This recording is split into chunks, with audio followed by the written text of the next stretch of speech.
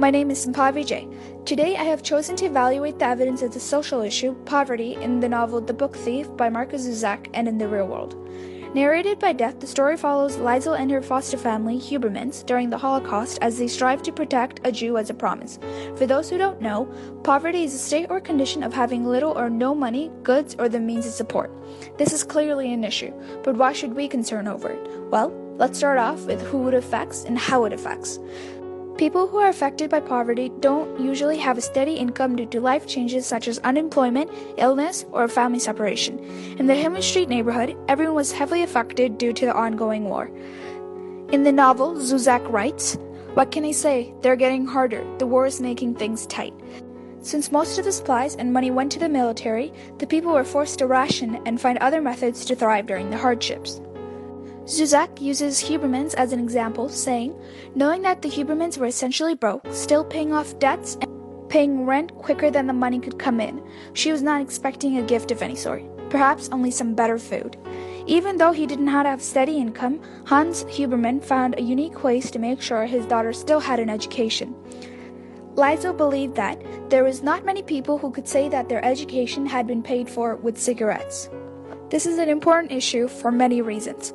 Some may consider it as an important issue as it is a major cause of social tension and shows inequality, but many have realized that crime is a byproduct of poverty.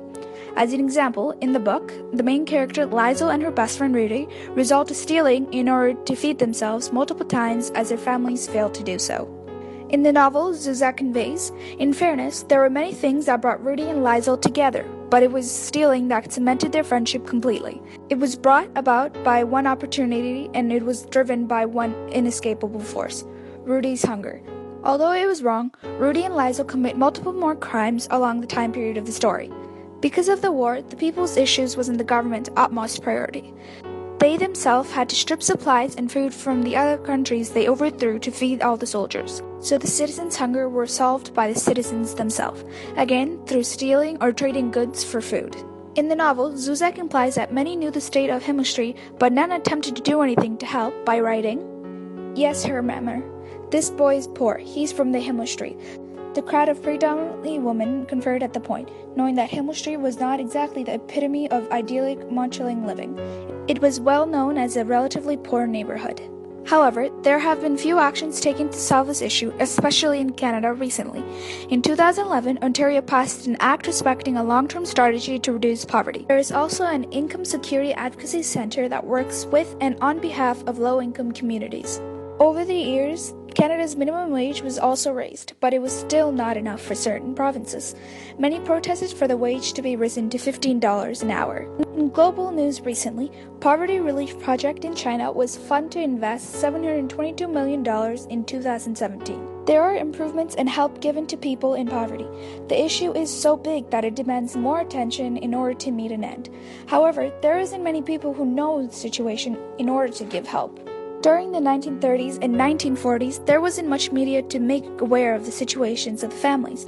However, the media has substantially advanced since then, but poverty is still not represented as much as it should be in the media. Poverty is minimal or avoided in the media as it is not pleasing or a happy topic to be discussed. If it is discussed, the seriousness is not projected through as well as it could be. Since there is no concern given to the issue, the voice of those in need is not heard. If their issues are heard, they are either discarded or blamed for their own situation. Regardless of the people's struggles in the novel or in the world right now, the media has other supposedly concerning issues. The ones who do have a voice in this matter are the ones in powerful positions and news outlets. However, politicians use the issue as a platform to gain a following by making empty promises. As for the series news outlets, their voice is outshined by mainstream media, so they have no power either. No one would know that 1 in 7 people in Canada live in poverty, but they would know the whereabouts about their favorite celebrity. Poverty is a very hard subject to project in the story, especially since it can sometimes be too serious and gloomy or be too simple and carefree. But Markus Zusak portrays the hardship of those in poverty in a pleasant manner that also leaves you to reflect. Maybe your question is, why do I have to do something? What does helping them do for me? How can I help all of them? Well, I leave you with the words of Mother Teresa.